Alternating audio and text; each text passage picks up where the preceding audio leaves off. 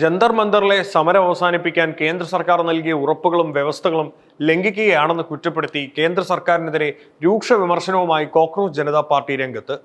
പുറത്തുവിട്ട വിവരങ്ങൾ പ്രകാരം സമരത്തിൽ പങ്കെടുത്ത ഓരോ വ്യക്തികളെയും സർക്കാർ ലക്ഷ്യമിട്ട് ആക്രമിക്കുകയാണെന്ന് CJP ആരോപിച്ചു.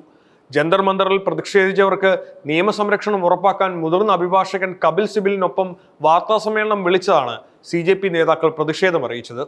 സമാധാനപരമായ പ്രതിഷേധങ്ങൾക്കെതിരായ പോലീസിന്റെ അതിക്രമങ്ങൾ പുറത്തു കൊണ്ടുവരാൻ സാക്ഷി എന്ന പേരിൽ പുതിയ വെബ്സൈറ്റും സംഘടന ആരംഭിച്ചിട്ടുണ്ട്. ജന്തർ മന്ദറിലെ സമരം അവസാനിപ്പിച്ചത് കേന്ദ്രമന്ത്രിമാർ നേരിട്ട് നൽകിയ ഉറപ്പുകളുടെ പശ്ചാത്തലത്തിലായിരുന്നുവെന്ന് CJP വക്താവ് അശുതോഷ് രംഗ വ്യക്തമാക്കുകയുണ്ടായി.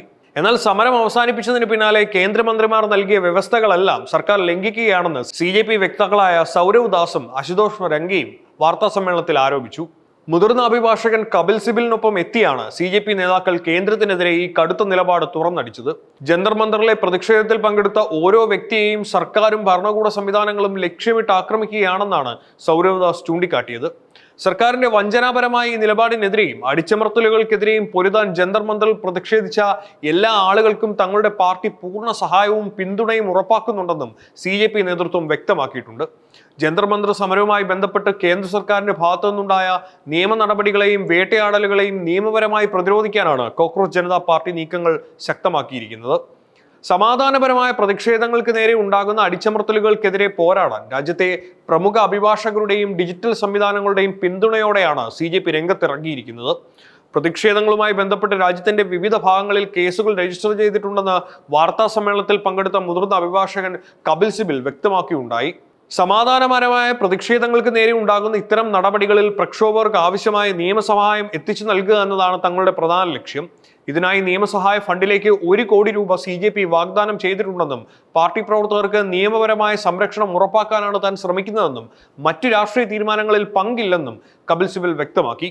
ഇതിനു പുറമെ പോലീസിന്റെ ഭാഗത്തു നിന്നുണ്ടായ അക്രമങ്ങളും ക്രൂരതകളും പൊതുജനങ്ങൾക്ക് മുമ്പിൽ പുറത്തു കൊണ്ടുവരാൻ സാക്ഷി എന്ന പേരിൽ ഒരു പുതിയ വെബ്സൈറ്റും CJP ആരംഭിച്ചിട്ടുണ്ട്. സമാധാനപരമായ പ്രക്ഷോഭകർക്ക് നിയമസഹായം നൽകാൻ താല്പര്യമുള്ള ഏവർക്കും ഇതിന്റെ ഭാഗമാകാമെന്നും പോലീസ് നടത്തുന്ന അതിക്രമങ്ങളുടെ വീഡിയോകളും ഫോട്ടോകളും തെളിവുകളായി ഈ വെബ്സൈറ്റിൽ അപ്ലോഡ് ചെയ്യാൻ സാധിക്കുമെന്നും CJP വക്താവ് രത്നാഥ് സിംഗ് വിശദീകരിക്കുകയുണ്ടായി. ജന്തർ മന്ദറിലെ പ്രതിഷേധത്തിന് പിന്നാലെ രാജ്യത്തിന്റെ വിവിധ സംസ്ഥാനങ്ങളിൽ പ്രക്ഷോഭകർക്കെതിരെ പോലീസും ഭരണകൂടവും കടുത്ത അടിച്ചമർത്തലുകളും ഏകപക്ഷീയമായ നിയമ നടപടികളുമാണ് അഴിച്ചുവിട്ടിരിക്കുന്നത്. സമാധാനപരമായി സമരം ചെയ്ത ആളുകളെ പോലും അതീവ ഗുരുതരമായ കുറ്റങ്ങൾ ചുമത്തി വേട്ടയാടുന്ന ഭീതിതമമായ സ്ഥിതിവിശേഷമാണ് പലയിടങ്ങളിലും നിലനിൽക്കുന്നത്. അസമിൽ നിന്ന് മാത്രം മുസ്ലിം വിഭാഗത്തിൽപ്പെട്ട 10 പേർ ഇതുവരെ പോലീസിന്റെ അറസ്റ്റിലായിട്ടുണ്ടെന്ന് CJP വക്താവ് രത്നാഥ് സിംഗ് വെളിപ്പെടുത്തുകയുണ്ടായി. പ്രതിഷേധത്തിൽ പങ്കെടുത്തവരിൽ പ്രത്യേക മതവിഭാഗത്തിൽപ്പെട്ട ആളുകളെ മാത്രം വേർതിരിച്ച് ലക്ഷ്യമിട്ട് പോലീസ് പ്രതികാര നടപടി സ്വീകരിക്കുകയാണെന്നും കോക്രോച്ച് ജനതാ പാർട്ടി ആരോപിച്ചു. മറ്റ് സംസ്ഥാനങ്ങളെ അപേക്ഷിച്ച് ബീഹാറിൽ നിന്നാണ് സമരാനന്തരം ഏറ്റവും കൂടുതൽ കേസുകൾ പോലീസ് രജിസ്റ്റർ ചെയ്തിട്ടുള്ളതെന്നും CJP വ്യക്തമാക്കി. ബീഹാറിന്റെ തലസ്ഥാനമായ പട്നയിൽ പ്രക്ഷോഭകർക്കെതിരെ കൊലപാതക ശ്രമം ഉൾപ്പെടെയുള്ള അതീവ ഗുരുതരമായ വകുപ്പുകൾ ചുമത്തിയാണ് പോലീസ് കേസെടുത്തിരിക്കുന്നത്. വിയോജിപ്പ് പ്രകടിപ്പിക്കുന്ന ജനങ്ങളെ നിശബ്ദരാക്കാനുള്ള ഭരണകൂടത്തിന്റെയും പോലീസിന്റെയും ഇത്തരം ജനാധിപത്യ വിരുദ്ധ നടപടികൾക്കെതിരെ നിയമപരമായി പോരാടുമെന്ന് അണിയറ പ്രവർത്തകർ ആവർത്തിച്ചു.